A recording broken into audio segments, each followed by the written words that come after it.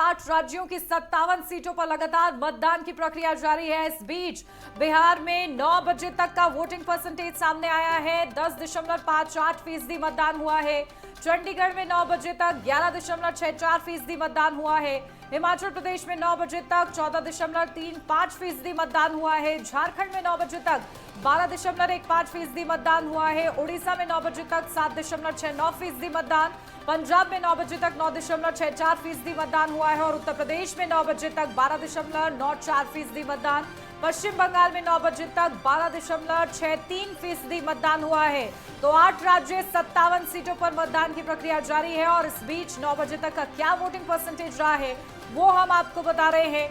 जहां चंडीगढ़ में 9 बजे तक 11.64% मतदान, हिमाचल प्रदेश में 14.35% मतदान। तो देखिए 8 राज्यों की 57 सीटों पर इस वक्त वोटिंग चल रही है और 9 बजे तक का आंकड़ा सामने आ चुका है और इस वक्त आपकी टेलीविजन स्क्रीन पर आप ये 9 बजे तक का आंकड़ा देख रहे हैं, जिसमें पंजाब की अगर बात करी जाए देखिए 9 बजे तक 9.64% मतदान हो। उत्तर प्रदेश की अगर मैं बात करूं तो देखिए 9 बजे तक यहां पर 12.94%, वहीं पश्चिम बंगाल में 12.63% मतदान हुआ है। 8 राज्यों की 57 सीटों पर देखिए आखिरी फेज, ये 7वां चरण है और आखिरी फेज है। हर किसी की नजर आज की वोटिंग पर, क्योंकि देखिए कई बड़े दिग्गज, प्रधानमंत्री से लेकर कई तमाम बड़े ऐसे दिग्गज हैं जिनकी किस्मत आज ईवीएम में कैद हो जाएगी। और इसी के साथ 9 बजे तक का वो डेटा आपके सामने है, आपकी टेलीविजन स्क्रीन पर उस वक्त आप देख रहे हैं, जहां पर 9 बजे तक का क्या आंकड़ा है। देखिए ओडिशा में 7.69% मतदान हुआ, पंजाब की अगर मैं बात करूं 9.64% मतदान हुआ, उत्तर प्रदेश में देखिए 12.94% मतदान हुआ है।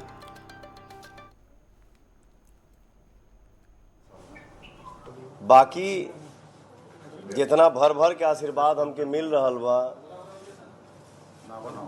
माई हमार मंदिर में बैठ के पूजा करत अड़ी जा कि बेटा हमार विजय हो, हमार बहिन मंदिर में बैठ के पूजा करत अड़ी जा कि भाई हमार विजय हो।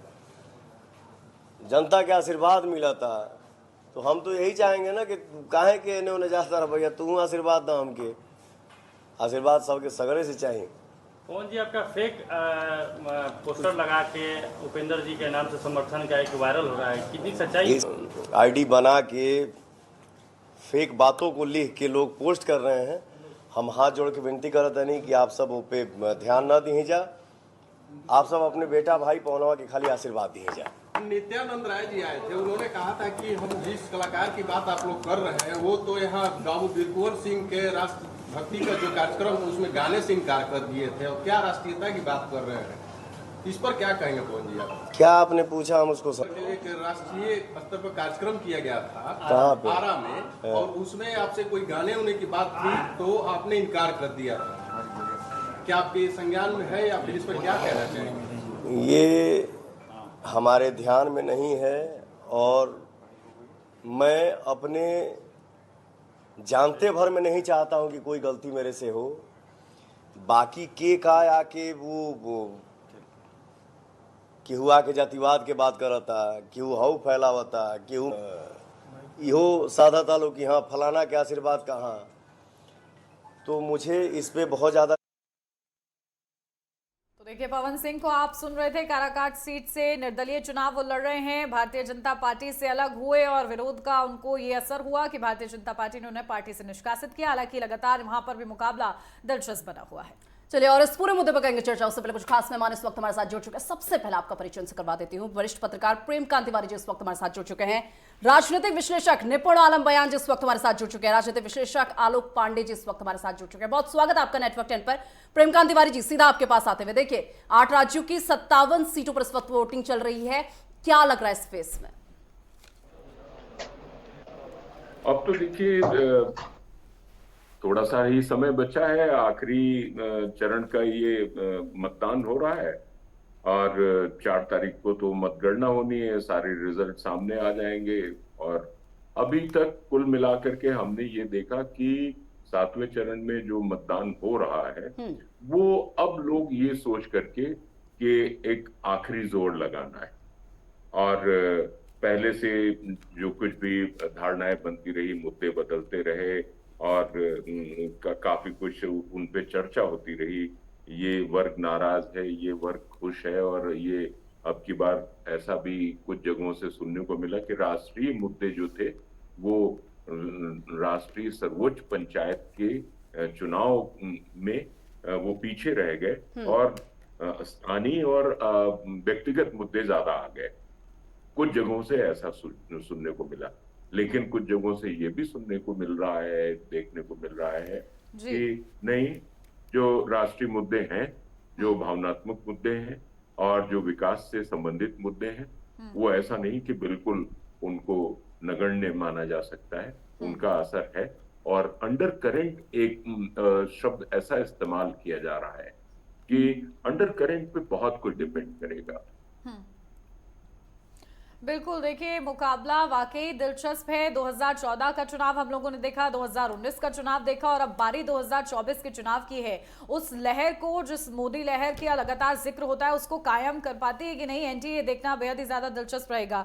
आलोक पांडे जी, सीधा आपके पास आती हूँ, क्योंकि देखिए ये 7वां चरण इसलिए भी महत्वपूर्ण हो जाता है और खासतौर से अगर मैं उत्तर प्रदेश की बात करूं तो मुकाबला बेहद ही ज्यादा दिलचस्प वाराणसी में है, क्योंकि प्रधानमंत्री नरेंद्र मोदी वहां से मैदान में उतरे हुए हैं। लगातार 1996 से ये सीट भारतीय जनता पार्टी के पास रही है, 2004 को अगर छोड़ दिया जाए तो। लेकिन अगर बात की जाए, कहीं ना कहीं जो सहयोगी दल हैं उत्तर प्रदेश में, उनकी भी साख दांव पर है और वो अपना vote bank Bharatiya Janata party को ट्रांसफर कर पाते हैं कि नहीं, ये भी देखना इस चरण में बेहद ही ज्यादा दिलचस्प रहेगा।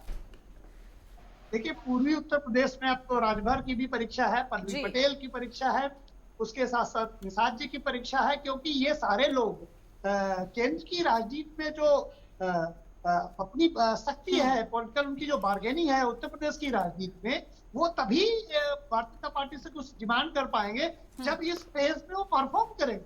अगर वो अभी परफॉर्म नहीं करते हैं तो उनके पास डिमांड करने की शक्ति कम हो जाएगी।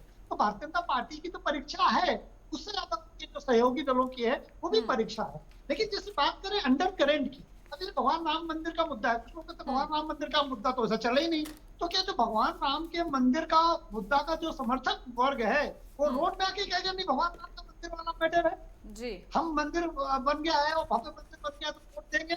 ये भावनात्मक मुद्दे हैं जो स्पिरिचुअल अंदर है आदमी। राम मंदिर तो दिख रहा है ना, अब उसको लेकर के एक कोई मुद्दा है ही नहीं, 370 मुद्दा है ही नहीं, भारत की इकोनॉमिक ग्रोथ मुद्दा है ही नहीं। कैसे मुद्दा नहीं है?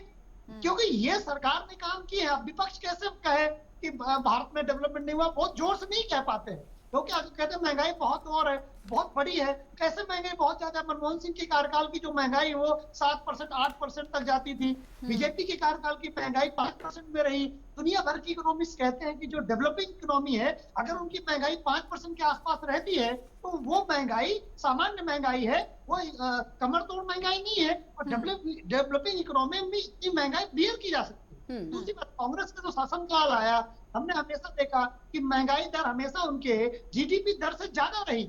इंदिरा गांधी जो बहुत अच्छी नेता कही जाती थी, 1974 में लगभग 29% महंगाई दर थी और 4 से 5% ग्रोथ थी जीडीपी की।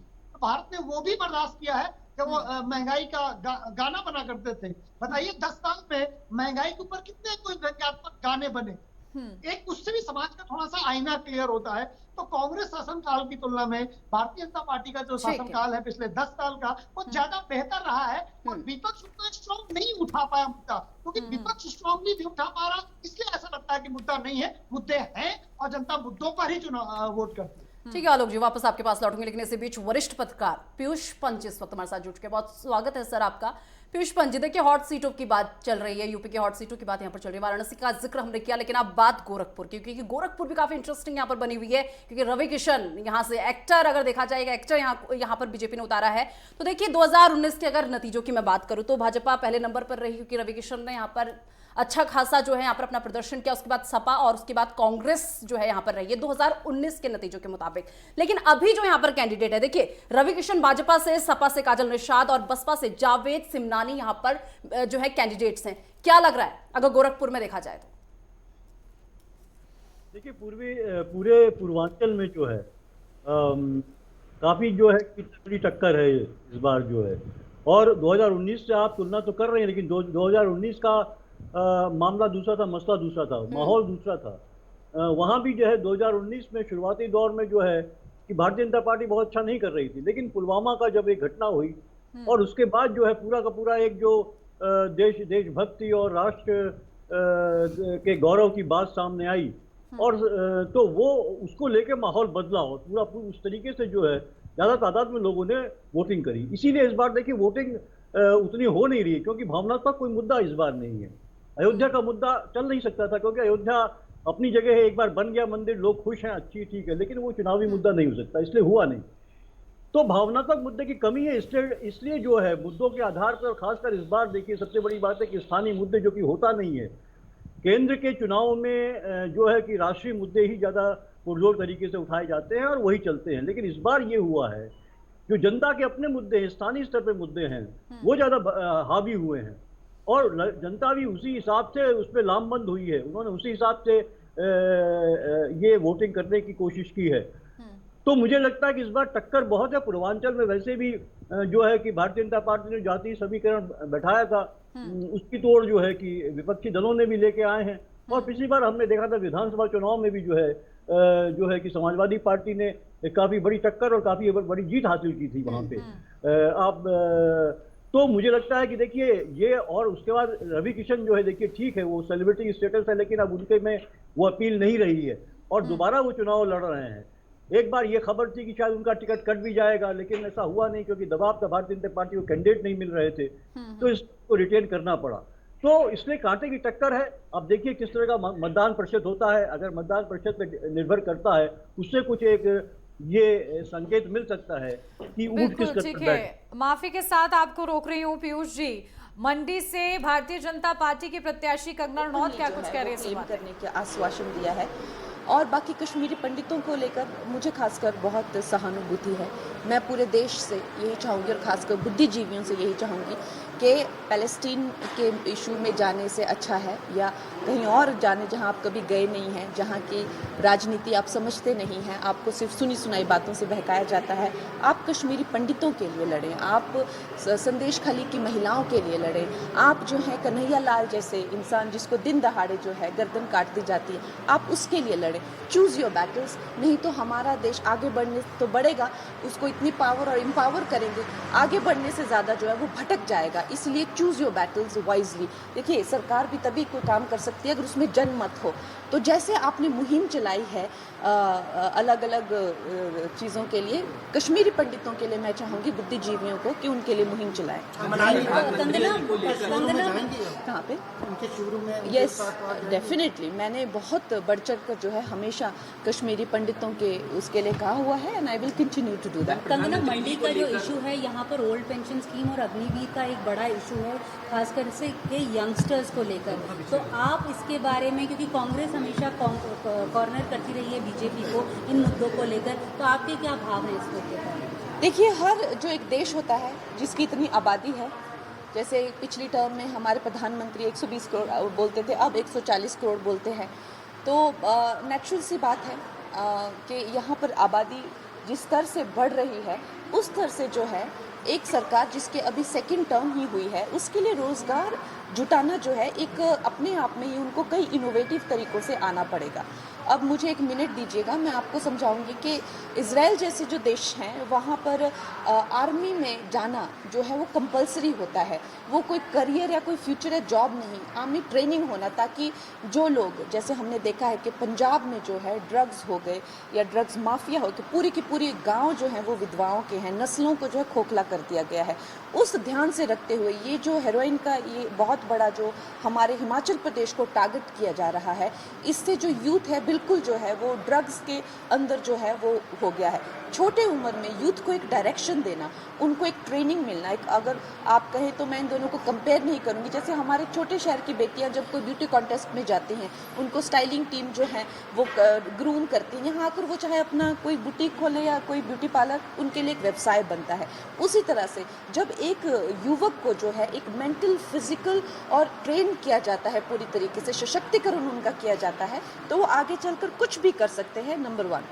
लेकिन उसके साथ में अगर आपका परफॉर्मेंस अग्निवीर में अच्छा रहता है तो जो है 25% सोल्जर्स को जो है रिक्रूट किया जाता है, उनको प्रॉपर सोल्जर की नौकरी मिलती है।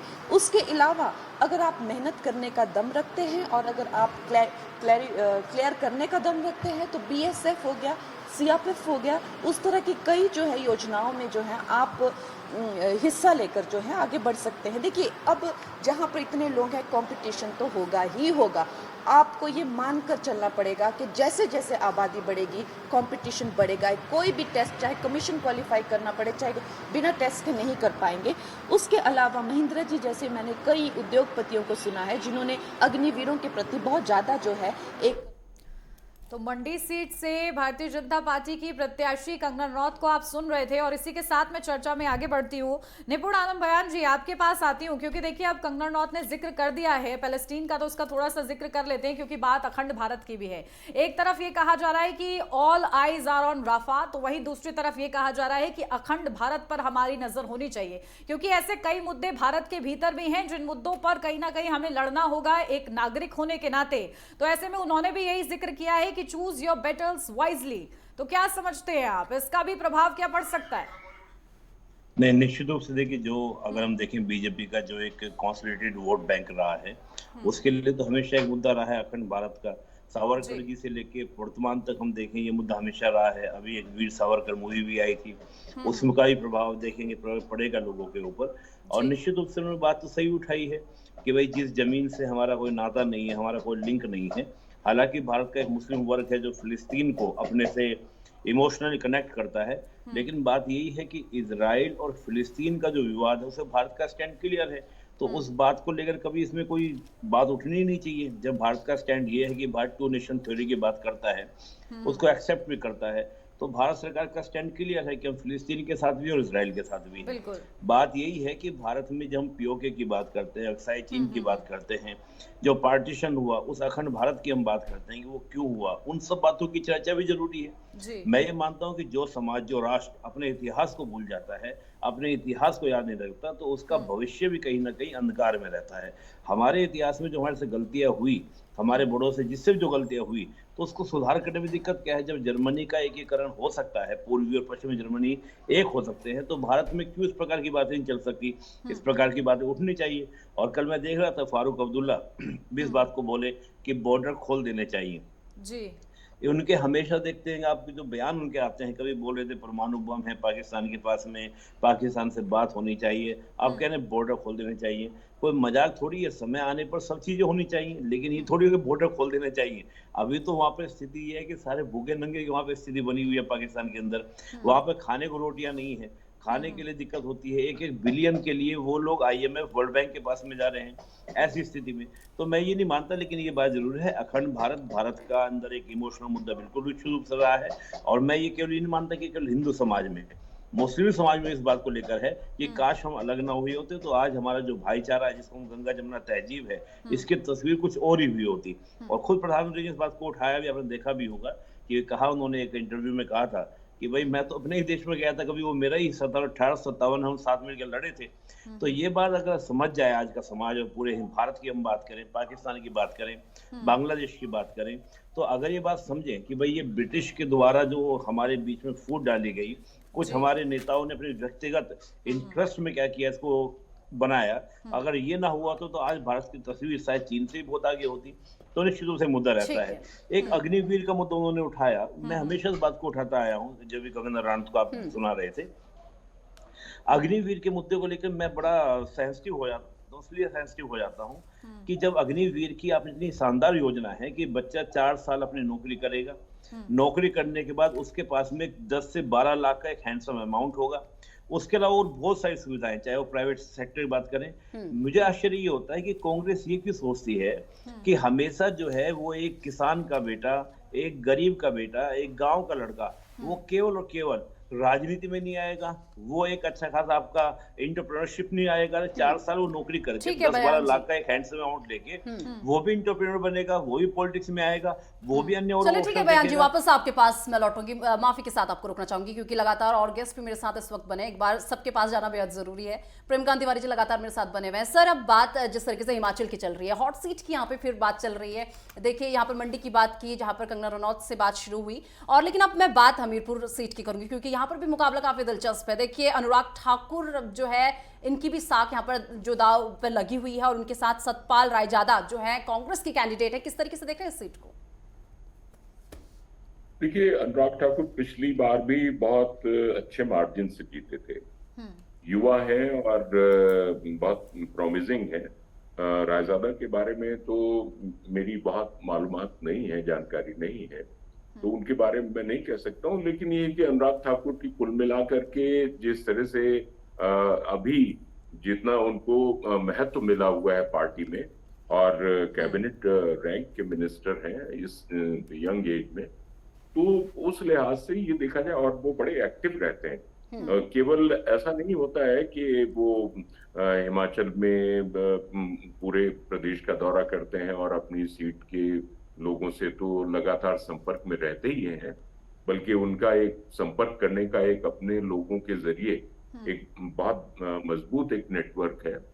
तो वो तो खैर है ही है, उनकी मिनिस्ट्री भी अच्छा परफॉर्म कर रही है, इसमें कोई डाउट नहीं। तो मैं समझता हूँ कि अनुराग ठाकुर अपने आप में एक महत्वपूर्ण नेता हो गए और कुल मिलाकर के उनके अच्छे चांसेस बनते हैं।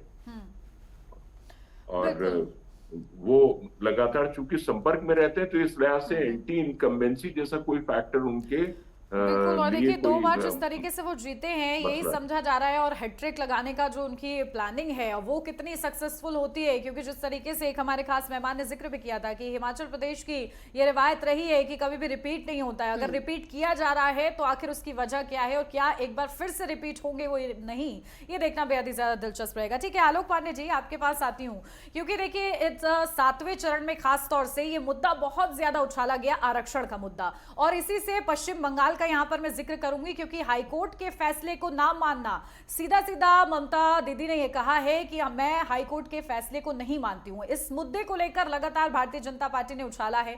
अब क्योंकि उनके भतीजे की प्रतिष्ठा भी दांव पर लगी है डायमंड हार्बर से, तो ऐसे में वहां पर मुकाबला आप कैसे देख रहे हैं? क्योंकि जिस तरीके से पश्चिम बंगाल का वोटिंग परसेंटेज भी जबरदस्त रहा है इन 6 चरणों में, और संदेश खाली का मुद्दा हुआ, आरक्षण का ये मुद्दा सामने आया, उसके बाद की क्या तस्वीर आपको बनती हुई नजर आ रही है?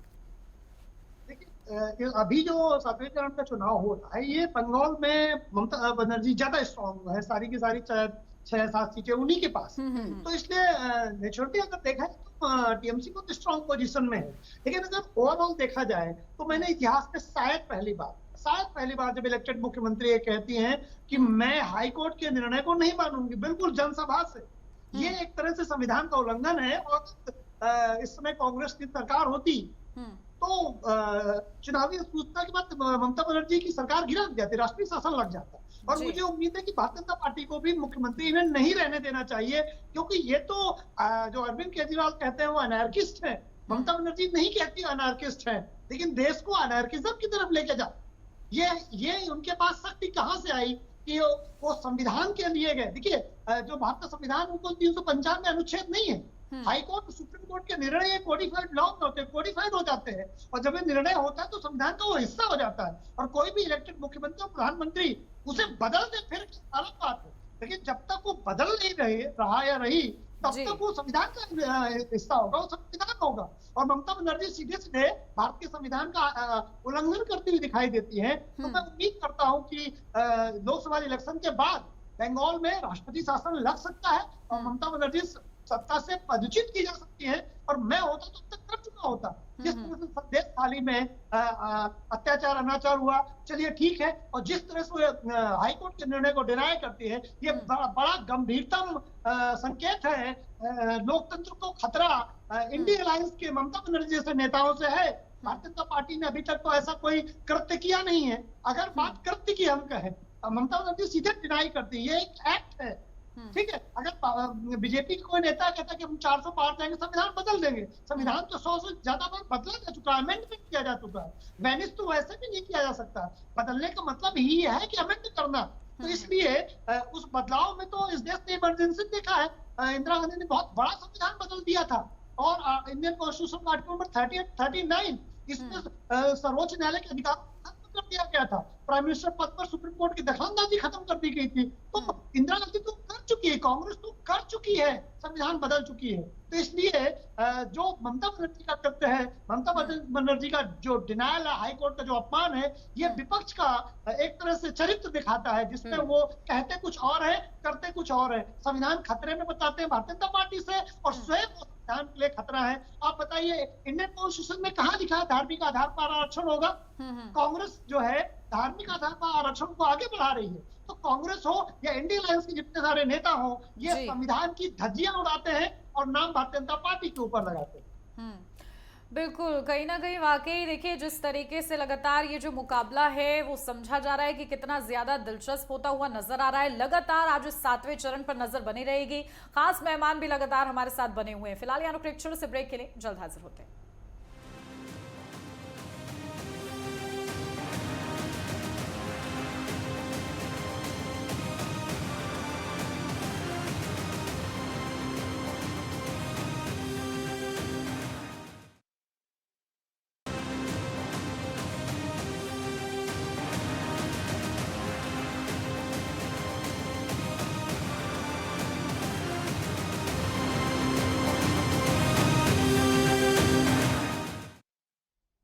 इस प्रोग्राम के प्रायोजक हैं गोल्डी हिंग कण कण में जान।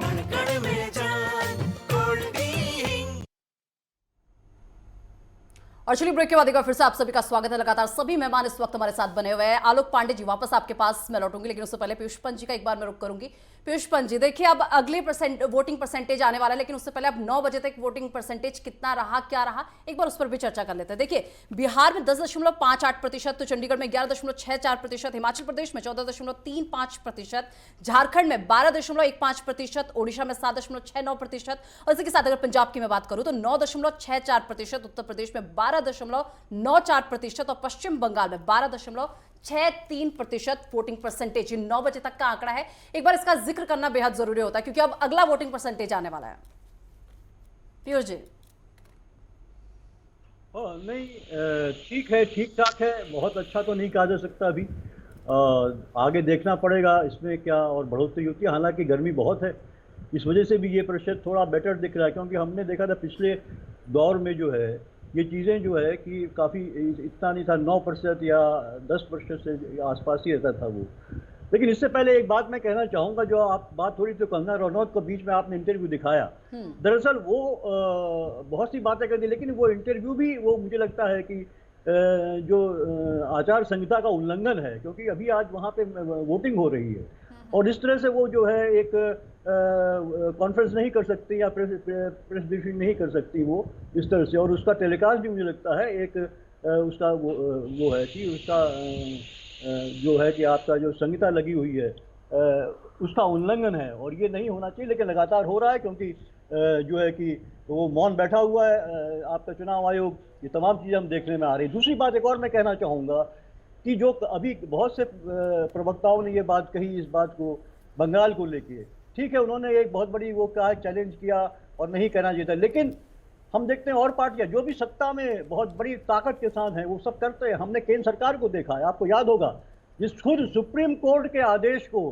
कि चुनाव आयोग की जो समिति बनाई जाएगी सिलेक्शन की, उसमें चीफ जस्टिस भी एक मेंबर होगा, किस तरह से बीजेपी मोदी सरकार ने वो एक अमेंडमेंट ला के उसको हटा दिया और चीफ जस्टिस को ही अलग कर दिया उससे।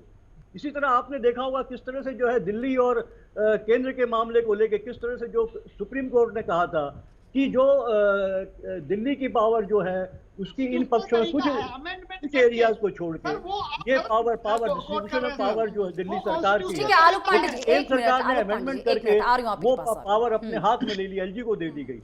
तो ये देखिए हर सरकार करती है, इस तरह का उल्लंघन करती है, हाई कोर्ट सुप्रीम कोर्ट को नहीं मानती है, लेकिन ये सीरियस मामला है। अब जहां तक आप ये बात कह रही है तो निश्चित रूप से अभी जहां तक मत प्रतिशत है मैं कहूंगा बहुत उत्साहित करने वाला नहीं है, क्योंकि गर्मी जिस तरीके से है, प्रचंड गर्मी है वो, और उसमें जो है कि और लोगों को सुबह जल्दी जल्दी आके आना चाहिए था, निकलना चाहिए था, लेकिन वाराणसी में 12% है अभी, तो 13% बलिया में है, इसलिए लग रहा है कि कहीं ना कहीं लोग निकल रहे हैं और दोनों पक्ष की तरफ से लोग निकल रहे हैं और एक कॉम्पिटिशन दिखाई दे रहा लगातार जो है। एक मुझे लग रहा है कि दिलचस्प बना हुआ है। ठीक है आलोक पांडे जी, आपकी बात से इत्तेफाक नहीं रख रहे हैं, आप अपनी वो बात रख लीजिए, उसके बाद निपुण आलम जी का रुख करूंगी मैं। देखिए सर जो बात कर रहे हैं वो बहुत ट्रिकी तरीके से घुमा दे रहे हैं। जो कॉन्स्टिट्यूशन है उसमें सर्वोच्च न्यायालय और लेजिस्लेशन की भी संतुलन है। अगर सर्वोच्च न्यायालय को निर्णय देता है तो आप उसे अमेंड कर सकते हैं। अमेंड की बात को डिनायल नहीं कहा तब तक कि हम मना नहीं कर रहे, हम मना कर रहे हैं। ये जो बात है सर ने बहुत ही होशियारी उस बात को ममता बनर्जी के एग्रेशन से, ममता बनर्जी के उस संविधान के अपमान से जोड़ दिया। देखिए ऐसा तो राजीव गांधी करते थे सर्वोच्च न्यायालय का अपमान। तो अमेंड करना, सर्वोच्च न्यायालय ने कोई निर्णय दिया उसको बदलने का अधिकार भी कॉन्स्टिट्यूशनल है। ममता बनर्जी ने कोई अमेंड नहीं करा, कोई सरकार से अमेंड नहीं करवाया। अमेंड कराए बगैर आप उसको डिनाई जब मना करते हैं, ये इलीगल है, ये नॉन कॉन्स्टिट्यूशनल है। लेकिन अगर सर्वोच्च न्यायालय की किसी कानून को लेजिस्लेशन से बदला जाता है, बिल्कुल बिल्कुल। देखिए कहीं ना कहीं न्यायपालिका पर भरोसा रखना होगा राजनीतिक पार्टियों को भी, और क्योंकि कहीं ना कहीं देखा जाए डेमोक्रेसी में इस वक्त हम लोग हैं, तो इसके लिए हमारे लिए सबसे ज्यादा जो न्याय मिलने की उम्मीद है वो न्यायालय से ही है। अगर उसी पर सवाल खड़े करेंगे तो आखिर न्याय के लिए कहीं ना कहीं लंबा इंतजार करना पड़ सकता है। ठीक है निपुण आलम बयान जी, आपके पास आती हूँ। देखिए कहीं ना कहीं जो मत हैं वो विपरीत नजर आते हैं राजनीतिक दलों के जब मुद्दा आता है आरक्षण को लेकर। ये मुद्दा बार बार हर चुनाव में हम लोग देखते हैं, और जिस तरीके से धर्म आधारित आरक्षण का जो आरोप एनडीए की तरफ से लगाया जा रहा है, हालांकि इस बार का जो मैनिफेस्टो कांग्रेस का अगर मैं देखूं तो इस बार शब्दों को जिस तरीके से इस्तेमाल किया गया है, लेकिन जो 2019 का उनका मैनिफेस्टो था या 2014 का जो मैनिफेस्टो था उसमें इंश्योर शब्द का इस्तेमाल किया गया था। इसका बार बार जिक्र होता है। क्या मतदाता ये समझ पाते हैं? और जिस तरीके से बहुसंख्यकवाद इसकी वजह से पीछे रह जाता है, तो आखिर कैसे समाज में इक्वालिटी की जगह इक्विटी जो है मेंटेन हो पाएगी? देखिए बड़ा अपना अच्छा प्रश्न आपने किया। देखिए आरक्षण की जब हम बात करते हैं तो सिंपल सी बात है, इसमें कोई ज्यादा दिमाग लगाने वाली बातें हैं नहीं। धर्म को लेकर संविधान में कहीं भी आरक्षण की बात नहीं है। तो जब धर्म को लेकर आरक्षण की बात नहीं है तो ये मुद्दा बेकार का कांग्रेस के द्वारा बनाया गया, और कई राज्यों में उन्होंने धर्म के आधार पर आरक्षण दिया। रही बात मंडल कमीशन की, जब मंडल कमीशन ने मुस्लिम की कुछ जातियों को ओबीसी में शामिल कर लिया तो वो एक नेशनल आयोग था। उससे पहले कालेलकर आयोग बना था, तो कालेलकर आयोग ने रिकमेंडेशन दी थी, उसको लागू नहीं किया गया था। लेकिन उसके बाद अगर राज्य सरकारें अपने यहाँ पर मुस्लिम को लेकर आरक्षण देती हैं और पूरे के पूरे एक दूसरे मुस्लिम समाज को ओबीसी की कैटेगरी में डाल देती हैं, तो निश्चित रूप से मुद्दा उठना चाहिए। और बार बार आपने देखा कांग्रेस ये मुद्दा बना रही थी कि एससी एसटी का आरक्षण खत्म हो जाएगा। ये किसके द्वारा कहा गया? मैं तो किसी बीजेपी के द्वारा से नहीं सुना कि एससी एसटी का आरक्षण खत्म हो जाएगा। ये बार बार मोहन भागवत जी की बात करते हैं। मोहन भागवत जी ने कहा था समीक्षा की जाएगी। अब पता नहीं कांग्रेस के लोग किस प्रकार से उसको इंटरप्रिटेट करते हैं। समीक्षा का मतलब खत्म करना थोड़ी ना होता है। समीक्षा का मतलब होता है रिव्यू करना, जिनको मिलना चाहिए उनको और मिलना चाहिए, ये भी इसका मतलब होता है, यानी कि और भी संख्या से बढ़नी चाहिए। तो बात यह है कि जब विपक्ष गलत तरीके से मुद्दों को उठाएगा और कहेगा कि बहुसंख्यकवाद के लिए कोई जगह नहीं है। देखिए जब हम बात करते हैं सेकुलर स्टेट की, सेकुलर स्टेट ना तो बहुसंख्यकवाद को मान्यता देता है और ना ही अल्पसंख्यकवाद को मान्यता देता है। पंथ निरपेक्ष ये कहता है सर्व धर्म समभाव, सभी धर्मों के साथ एक जैसा व्यवहार। तो ये मुद्दे तो कहीं ना कहीं आपका कांग्रेस उठा रही है, हम पर्सनल लॉ को बनाए रखेंगे। ये संविधान को मानने वाली पार्टी नहीं है।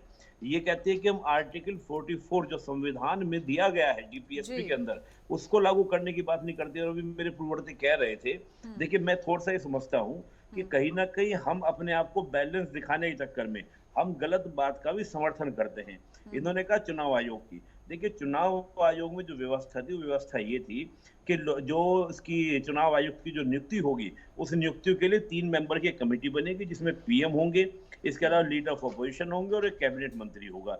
इन तीनों के द्वारा था। सुप्रीम कोर्ट ने कहा कि नहीं इसमें हम भी शामिल होंगे। अब सुप्रीम कोर्ट की भी बात समझिए कि सुप्रीम कोर्ट के लिए यहाँ पर व्यवस्था हमारे संविधान में ये थी, आर्टिकल 144(2) में 124(2) में एक आ गया था कि सुप्रीम कोर्ट के चीफ जस्टिस अन्य जस्टिस की नियुक्ति प्रेसिडेंट करेंगे सीजीआई की सिफारिश पर। लेकिन यहाँ पर सुप्रीम कोर्ट क्या कहते हैं कि हम एक कोलिज्म बनाएंगे, और कोलिज्म के माध्यम से नियुक्ति होने लगी सेकंड और थर्ड जज केस के माध्यम से। उसके बाद यहाँ पर सरकार क्या करती है, 99 कॉन्स्टिट्यूशन अमेंडमेंट लाती है कि हम एक आयोग के माध्यम से नियुक्ति करेंगे। सुप्रीम कोर्ट उसको डिनाई कर देता है कि यह संविधान सम्मत नहीं है। बात यह है कि जो संविधान में मूल व्यवस्था थी उसका उल्लंघन तो सुप्रीम कोर्ट ने भी किया, और संविधान की जो मूल व्यवस्था थी उसका उल्लंघन करने का प्रयास चुनाव आयोग में भी हो रहा था। तो ये जो आप बात कह रहे हो, दूसरी बात, संसद को ये पूरा अधिकार है, यहाँ पर राज्य सरकार को संविधान में संशोधन करने का अधिकार नहीं है। अगर ममता बनर्जी सेंटर में आ जाए, प्रधानमंत्री बन जाए, उनकी पार्टी पूरा 273 बहुमत लेकर आ जाए, वो संविधान में जो चाहे संशोधन करें, हम उसको डिनाई नहीं कर सकते। लेकिन बेवजह विपक्ष को समर्थन करना इस बात को लेकर कि वो गलत नहीं है। ममता बनर्जी का सीए को लेकर ये संविधान का नहीं बल्कि संसद की संप्रभुता का अपमान है, और हाई कोर्ट के निर्णय को कहना कि लागू नहीं करना ये कहीं ना कहीं न्यायपालिका की अवमानना है। मैं तो मानता हूं कि न्यायपालिका को खुद संज्ञान में लेना चाहिए, सौ मोटो लेना चाहिए था। इसमें तो बोलने की बात ही नहीं थी, वो कैसे इस बात को बोल सकती हैं? ये तो सीधा सीधा। और हमारे यहाँ हाई कोर्ट का अपमान, सुप्रीम कोर्ट का अपमान एक ही बात मानी जाती है। क्यों? क्योंकि हमारे यहाँ एकीकृत न्यायपालिका है। हमारे यहाँ पर जो न्यायपालिका है वही कद है सुप्रीम कोर्ट का, वही हाई कोर्ट का कद है, चाहे वो आर्टिकल 32 या आर्टिकल 226 के तहत हम बात करें। तो इसलिए मैं कहूंगा कि वरिष्ठ हैं आप, वरिष्ठ होने के बाद ये नहीं कि हम बैलेंस बनाने के चक्कर में गलत बात का भी समर्थन करें कि नहीं हमको बैलेंस दिखाने में दोनों की बात करें। जो गलत है वो गलत है, जो सही है वो सही है, बात खत्म। ठीक है। नहीं, एक बात मैं और कहना चाहूंगा कि देखिए, ममता बनर्जी ने जो संदेश खाली में जो इंसिडेंट हुई थी और उसमें शाहजहां शेख को कितनी दिनों तक उन्होंने छूट दी थी, आपको ये भी याद रखना होगा। और उसके बाद में उन्होंने जब चुनावी सभा हुई है तो उन्होंने बैक फुट पर भी आती हुई दिखी है और उन्होंने कहा कि जो हुआ महिलाओं के साथ में उसका हमें दुख है और ये नहीं होना चाहिए था, आगे से इस बात का ख्याल रखा जाएगा। ये बात ममता बनर्जी ने कही है। दूसरी एक बात ये है कि आप जो चुनाव आयोग की बात कह रहे हैं उसकी प्रक्रिया में अगर आप जाएंगे तो आप खुद पाएंगे कि वहां पर एक प्रक्रिया है और उसमें ये इस बात का प्रावधान था। दूसरी एक बात मैं आपसे ये कहना चाहूंगा कि चलिए ठीक है, प्रेमकांत तिवारी जी का शायद संपर्क हमसे टूट गया है, लेकिन इसी बीच आलोक पांडे जी लगातार हमारे साथ जुड़े हुए हैं। आलोक पांडे जी, देखिए सभी राज्यों का जिक्र हो रहा है, लेकिन अब इसी बीच बिहार की बात कर लेते हैं। एक बार बिहार का जिक्र करना भी बेहद जरूरी हो जाता है क्योंकि 8 सीटों पर यहाँ पर वोटिंग चल रही है, और बिहार की इन सीटों को किस तरीके से देख रहे हैं? देखिए, बिहार में भी चर्चा तो यही है कि आरजेडी शून्य थे, लेकिन कह रहा आरजेडी खेला करेगी। निश्चित बात है। अब आप देखिए 2019 से तुलना करें तो जेडीयू भी बीजेपी के साथ में है और कमोबेश गठबंधन उसी तरीके का है। लेकिन हाँ, ये एक बात माना जाता है, एक बड़ा परिवर्तन ये आया है कि जेडीयू थोड़ा कमजोर हुई। तो जो भारतीय जनता पार्टी के साथ मिलने के बाद क्या वो उस लेवल तक की स्थिति को मेंटेन कर पाएंगे, सस्टेन रख पाएंगे, इस पर निर्भर करता है। लेकिन कमोबेश ये संदेश बनता है ज्यादातर लोगों का कि भारतीय जनता पार्टी नीति गठबंधन को बिहार में कुछ 2-3 सीटों का नुकसान हो सकता है। हालांकि मेरा व्यक्तिगत मानना है कि भारतीय जनता पार्टी अच्छा गेन करेगी, लेकिन इस बार जेडीयू बीजेपी को जितना सहारा देगी उससे ज्यादा सहारा भारतीय जनता पार्टी जेडीयू को दे रहा है। जेडीयू जो कमजोर हुई है उसका नुकसान एनडीए अलायंस को हो सकता है, लेकिन कितनी बड़ी मात्रा में होगा ये देखने की बात है। लेकिन मैं मानता हूं कि बिहार में आपको कुछ मेजर चेंजेस या कुछ सीटों पर आरजेडी बहुत अच्छा लड़ते हुए दिखाई देगी। अब वो विजय तक कन्वर्ट कर पाएंगे नहीं कर पाएंगे ये 4 जून को दिखाई देगा, लेकिन बिहार में टक्कर बेहतर है क्योंकि जेडीयू थोड़ा सा वीक हुई। बिल्कुल, कहीं ना कहीं और बिहार में जिस तरीके से लालू परिवार के इर्द गिर्द राजनीति घूमती है, लेकिन अब समीकरण बदले हुए नजर आते हैं, तो ऐसे में अब कैसा मुकाबला रहता है इसका इंतजार रहेगा 4 जून के लिए। ठीक है, आती हूँ पीयूष पंत जी आपके पास, क्योंकि देखिए अलग अलग राज्यों का जिक्र हो रहा है, तो यहाँ पर पंजाब का जिक्र मैं करती हूँ। पंजाब की 13 सीटों पर यह मुकाबला इसलिए भी खास है क्योंकि इस बार चौतरफा मुकाबला कहीं ना कहीं देखा जा रहा है और कुछ कुछ सीट पर नेक टू नेक फाइट है। लेकिन आम आदमी पार्टी के उदय के बाद से खास तौर से पंजाब में जो कहीं ना कहीं रणनीति बदली है, समीकरण बदले हैं, मुद्दे बदले हैं, उसके बाद ये लोकसभा चुनाव हो रहा है और लगातार आम आदमी पार्टी दावा कर रही है कि 13 की 13 सीटें उनके खाते में जाएंगी।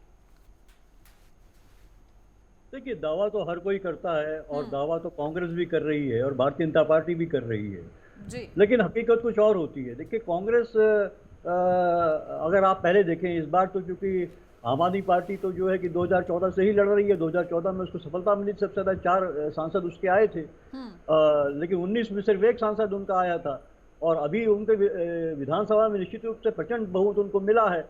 तो उसके आधार पे वो ये, क्योंकि विधानसभाएं हर संसदीय क्षेत्र में होती हैं, उसके हिसाब से वो ये अनुमान लगा रहे हैं। लेकिन वहाँ पे देखिए एक ट्रेडिशनल वोट बैंक रहा है कांग्रेस का, वहाँ पे जो सिख वोट बैंक है वो, और सबसे बड़ा मसला पंजाब में जो है कि वो किसानों का मसला है वहाँ पे, और वो उसके आधार पे जो है कि कांग्रेस के लिए जो है वहाँ पे काफ़ी कुछ जो है कि एक समर्थन सा पिछले दिनों जो है वहाँ पे जो चुनाव प्रचार के दौरान दिखाई दिया है वहाँ पे। निश्चित रूप से आम आदमी पार्टी अपने संख्या बल के आधार पे और जो वो प्रचार के आधार पे और वो कहीं से कहीं 1 या 2 सीट निकाल सकती है।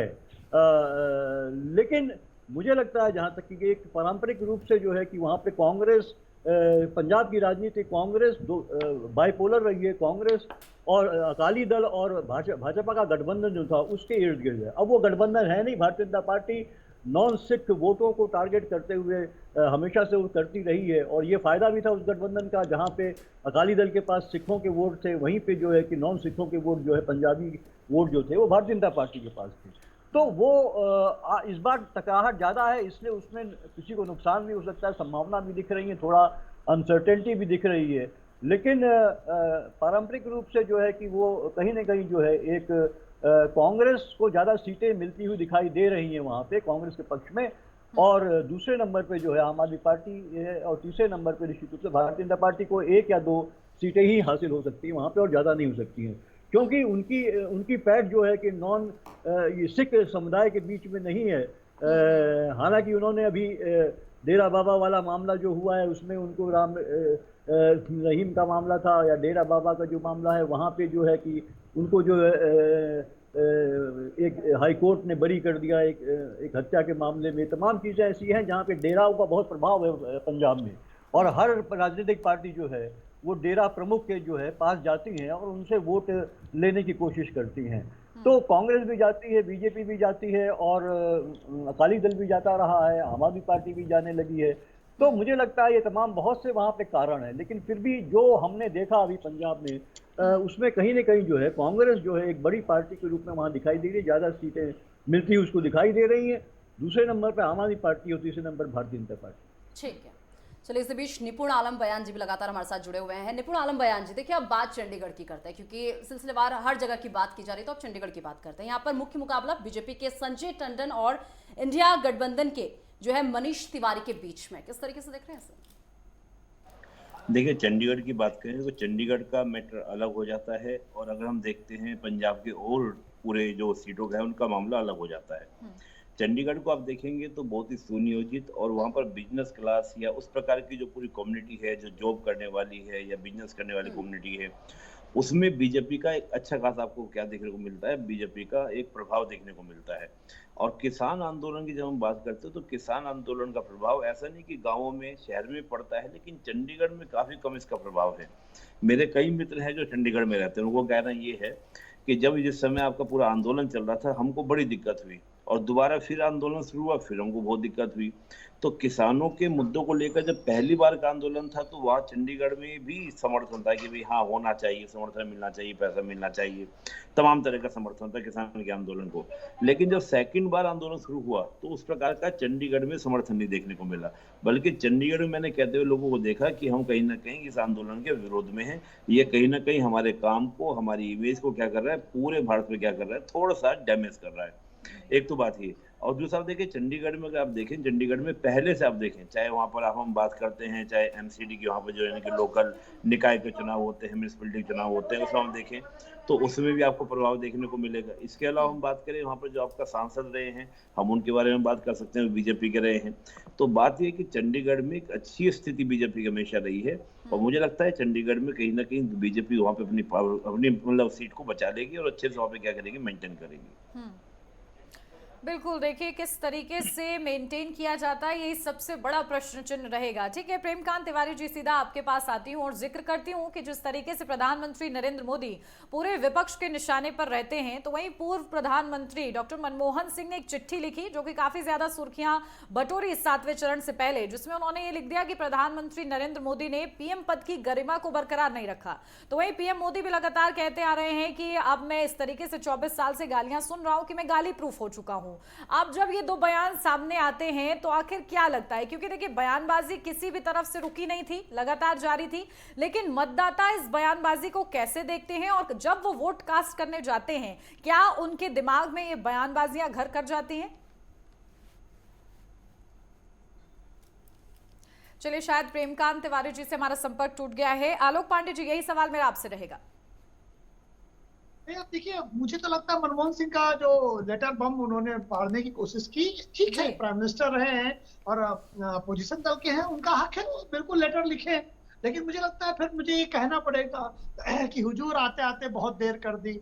अगर आपको करना ही था तो थोड़ा और पहले करते। भारत भर में जहां जहां पंजाबी हैं उनका जो प्रभाव है वहां भी प्रभाव पड़ता है। लेकिन शायद मुझे लगता है कि कांग्रेस ने सोचा कि पंजाब में मनमोहन सिंह जी की पकड़ है जितनी है, तो हम आखिरी चरण में लेटर बम फोड़ेंगे। अब जैसे प्रधानमंत्री जी की गरिमा की बात उन्होंने कही, प्रधानमंत्री जी ने गरिमा गिराई है, तो मनमोहन सिंह ने कितनी बढ़ाई थी मुझे ये भी समझ में नहीं आता ना। मनमोहन सिंह तो चुप ही रहते थे। मैं तो तरस गया सोनिया और राहुल गांधी के सिवाय मनमोहन सिंह की आवाज सुनने को। मैं तो ये तरस गया कि जब विदेशी कोई मेहमान आता था तो हमें लगता था प्राइम मिनिस्टर सोनिया गांधी के पीछे खड़े हो जाते थे, सोनिया गांधी को आगे कर देते थे, और उनकी हैसियत क्या थी? यूपीए की केवल चेयरपर्सन। भारत का प्रधानमंत्री यूपीए के चेयरपर्सन के पीछे खड़े होकर भारत के प्रधानमंत्री की बहुत गरिमा बढ़ा रहा था। और ये प्रधानमंत्री दुनिया भर के देशों में जाता है, ये प्रधानमंत्री दुनिया भर के देशों में भारतीयों को कॉन्फिडेंस बढ़ाता है, वो गरिमा गिरा रहा है प्रधानमंत्री का। तो सिलेक्टिविज्म की हद है। सच्चाई के करीब तो बोलो। तुम्हें लगता है कि नरेंद्र मोदी जी गरिमा गिरा रहे हैं क्योंकि नरेंद्र मोदी से नफरत है? क्यों? क्योंकि वो ओबीसी समुदाय से आता है? क्यों? क्योंकि वो गरीब परिवार से आता है? तो आपको एक नफरत एलिट कांग्रेस पार्टी और उसके समर्थकों के अंदर एक एलिट भरी हुई है कि एक गरीब आदमी का बेटा प्रधानमंत्री कैसे बन गया? एक बार बन गया, 2 बार बन गया, अब वो तीसरी बार बन जाएगा तो जवाहरलाल नेहरू की बराबरी कर लेगा। जवाहरलाल नेहरू ने लगातार एक ऐसे व्यक्ति रहे जो 3 बार पूर्ण बहुमत की सरकार बनाया, 3 बार प्रधानमंत्री हुए। तो इस देश का जो कांग्रेस और कांग्रेस से जुड़ा हुआ एलिट वर्ग जिन्होंने 55-60 साल तक मलाई खाई है, उन लोगों को ये बर्दाश्त नहीं हो रहा है कि एक गरीब व्यक्ति का व्यक्ति प्रधानमंत्री बन जाए। तो कुछ नहीं तो यही कहने लगो। मैं तो कहता हूँ कि आप बताइए, तुलना करिए ना। मनमोहन सिंह के समय में भारत के प्रधानमंत्री की कितनी गरिमा बढ़ गई थी, उस पद की कितनी गरिमा बढ़ा ली थी मनमोहन सिंह जी ने। Manmohan Singh dummy prime minister, puppet prime minister के नाम से जाने जाते थे। राहुल गांधी कैबिनेट के निर्णय को सरेआम फाड़ के फेंक देते थे। ये गरिमा बढ़ाई थी राहुल गांधी ने, ये गरिमा बढ़ाई थी सोनिया गांधी ने, और ये गरिमा बढ़ाई थी मनमोहन सिंह ने। तो कहने के लिए आप लेटर बम कहते रहे।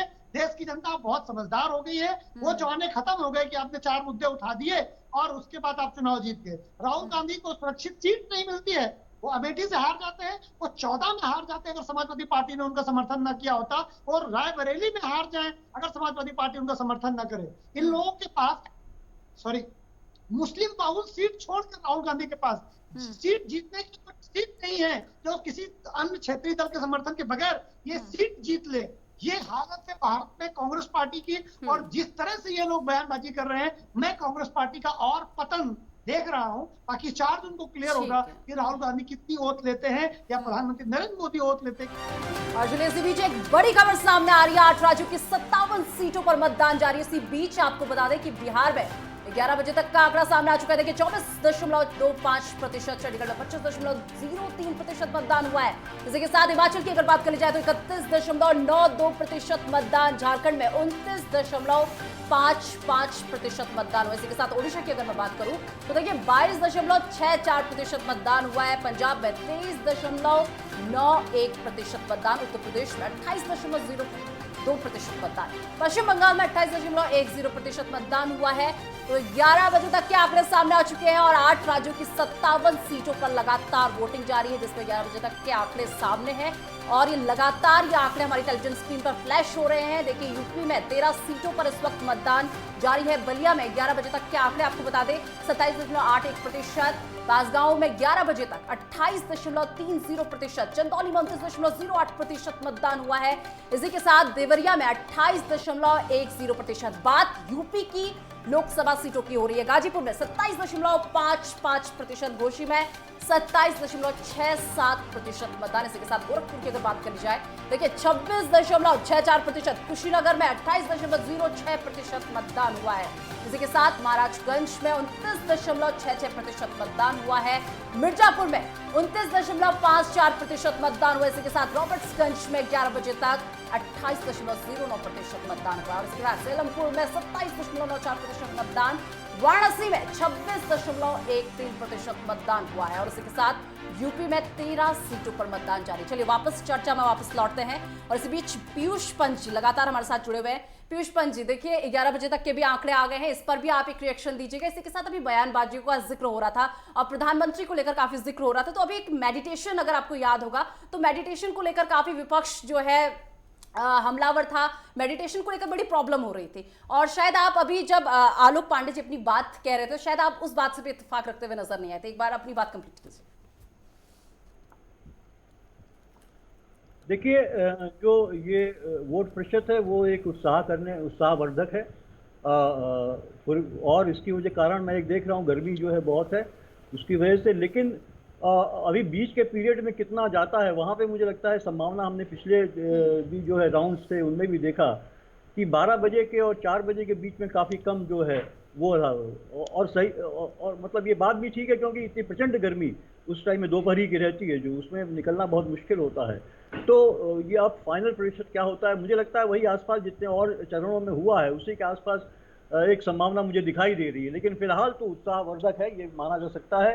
वो 28 से 29 से 30% जो है वो अगर मतदान हो रहा है तो ये अच्छी बात है। और चूंकि ये अंतिम चरण है, इसलिए इसमें जो है हर पार्टियां चाह रही हैं कि मैक्सिमम जो है मतदान हो इसमें, तो एक अच्छी बात है। अब देखिए, जहाँ तक मेडिटेशन की अगर बात आपने जो कही है, तो मेडिटेशन तो देखिए, मेडिटेशन करने में कोई बुराई नहीं है। और मेडिटेशन जो है कि मोदी जी को चाहिए भी, जिस तरह के उन्होंने भाषण दिए हैं, जिस तरह की बातें कही हैं, उससे उनको एक दिमागी शांति की बहुत ज़रूरत थी, उनको उसकी ज़रूरत थी और उन्होंने सही चुना। लेकिन उसका जो प्रचार हुआ है, उसका जिस तरह से वो अपने आप में एक कॉन्ट्राडिक्शन मैं इसको मानूंगा कि आप वहाँ बैठे हैं, कैमरे लगा के बैठे हैं, तो कहीं ना कहीं आपका चैतन्य रूप से भी आप जो है एकाग्रचित नहीं है वहाँ पे, क्योंकि आपका ध्यान इसी में, यार कैमरा मेरा सही कवरेज कर रहा है कि नहीं, उसकी लाइट जो चलेंगी वो निश्चित रूप से डिस्टर्बिंग होती है और कोई मतलब नहीं होता है। आप एकांत में जाते हैं, तब ध्यान करते हैं, मनन करते हैं, चिंतन करते हैं, आत्मचिंतन करते हैं और एक नई ऊर्जा लेने के लिए जो है का प्रयास करते हैं कि आपको एक नई ऊर्जा मिले, फिर से आप जो आगामी आपका जो काम होने जा रहा है उसमें आप फिर से जुट जाए उसमें जो है। तो इसके लिए एक हमारे यहाँ सबसे बड़ी मुझे लगता है कि जो सनातन पद्धति है और जो उसमें जो है कि ये एक ध्यान का विशेष महत्व होता है और आत्मशुद्धि के लिए एक कारगर ये उसको माना जाता है। और तमाम आदमी जब भी डिस्टर्ब होता है, कुछ होता है, तो एक उसको नई ऊर्जा मिलती है, नई सोच मिलती है, नई दिशा मिलती है, तो उसके हिसाब से अच्छा है वो, ठीक है। लेकिन चुपचाप एकांत में किया जाता है, ये हम और आप सब जानते हैं। लेकिन क्योंकि राजनीति है और मोदी जी उसके माहिर है राजनीति करने के, और इस मुद्दे को लगातार विपक्ष की तरफ से उठाया भी जा रहा है, कहीं ना कहीं जिन बातों का आप जिक्र भी कर रहे हैं कि किस तरीके से उसको हाईलाइट क्यों किया जा रहा है, आखिर इसके पीछे की क्या वजह है। लेकिन निपुण आलम जी, क्योंकि जिस स्थान पर प्रधानमंत्री नरेंद्र मोदी मेडिटेशन कर रहे हैं, वो स्वामी विवेकानंद ने भी वहां पर मेडिटेशन किया था और पूरे देश भर में भ्रमण करने के बाद उन्होंने 3 दिन तक लगातार मेडिटेशन किया था और इस दौरान उन्होंने विकसित भारत का स्वप्न वहीं से देखा था, उसी भूमि से देखा था और इसी की प्रतिबद्धता दिखाने के लिए जगह शायद चुनी गई है। तो निपुण आलम बयान जी, आखिर आप अब इसको किस तरीके से देख रहे हैं? क्या एनडीए लगातार जो वादा कर रही है कि अब तीसरा टर्म जब उनका आएगा तो विकसित भारत का जो सपना है, क्या वो और मजबूत और उसकी प्रतिबद्धता दिखा रहे हैं? नहीं, बिल्कुल। देखिए, पहले तो मैं एक जवाब देना चाहूंगा विपक्ष के लिए। विपक्ष जब आपका लंच करता है, मटन मच्छी बैठकर खाता है, उसकी वीडियो शूट करता है, उसको पब्लिकली डालता है, उसमें कोई उल्लंघन नहीं हो रहा है। और अगर भारत के प्रधानमंत्री जाके ध्यान कर रहे हैं और कंसंट्रेशन लगाने का प्रयास कर रहे हैं, उसको अगर मीडिया ने दिखा दिया तो इसमें आपत्ति क्या है? क्योंकि प्रधानमंत्री एक आइडियल भी होते हैं, इससे युवाओं में भारतीय संस्कृति के प्रति और ज्यादा प्रेम जाएगा कि हमारे प्रधानमंत्री खुद ध्यान योगा कर रहे हैं, हमें भी करना चाहिए। तो इसमें क्या दिक्कत है? और मुझे लगता है कल प्रियंका गांधी भी गई थी, मंदिर गई थी, उसको भी लाइव टेलीकास्ट किया गया था, टीवी चैनल में दिखाया गया, उसको लेके नहीं बोला जाएगा। ये एक्चुअली विपक्ष की एक मानसिकता ये हो गई है कि हम कुछ भी करें, उसकी दिक्कत नहीं है, अगर दूसरा कोई पूजा पाठ भी करेगा तो मुझे तो हमेशा डर ये लगता है कि अगर इंडिया गठबंधन की सरकार बन जाती है तो ये तो हमारे पूजा पाठ पे प्रतिबंध लगा देंगे, ये सबको कहेंगे ये खाओ ये खाओ। शायद देखिए इसीलिए समझा जा रहा है कि ये चुनाव कहीं ना कहीं जो शक्ति को पूजते हैं उनके प्रति है और एक शक्ति के खिलाफ लड़ते हैं उसके प्रति है, ये नारा जो है लगातार दिया जा रहा है। फिलहाल जनता इसको किस तरीके से देखती है ये देखना महत्वपूर्ण रहेगा। बहुत शुक्रिया आप सभी का हमारे साथ जुड़ने के लिए और इतने अच्छे तरीके से विश्लेषण के लिए। फिलहाल यहाँ रुकने, एक छोटे से ब्रेक के लिए, जल्द हाजिर होते हैं।